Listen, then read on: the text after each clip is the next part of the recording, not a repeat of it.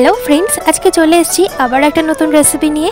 আজকের রেসিপিটা হলো চিংড়ির চপ। তবে আজকে চিংড়ির চপটা একটু অন্যরকম হতে চলেছে। প্রথমেই কড়াইতে তেল দিয়ে তেলটা যখন গরম হয়ে যাবে দিয়ে দেব পেঁয়াজ কুচি, আদা রসুন লঙ্কা কুচি, পরিমাণ মতো নুন দিয়ে মশলাটা খুব ভালো করে ভেজে নেব।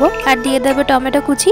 টমেটোর সাথে মশলাটা ভালো করে মিক্স করে নিয়ে দিয়ে দেব গুঁড়ো মশলাগুলো, দিয়ে দেব হলুদ গুঁড়ো, লঙ্কা গুঁড়ো, গোলমরিচ গুঁড়ো, ধনে গুঁড়ো আর চিংড়ি মাছগুলো দিয়ে মশলাটা খুব ভালো করে কষিয়ে নেব।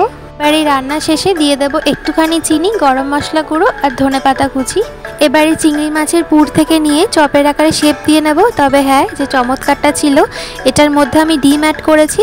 সেদ্ধ করা ডিমের সাথে চিংড়ির পুরটা আমি ভালো করে দিয়ে একটা ডেভিল আকারে করে নেব।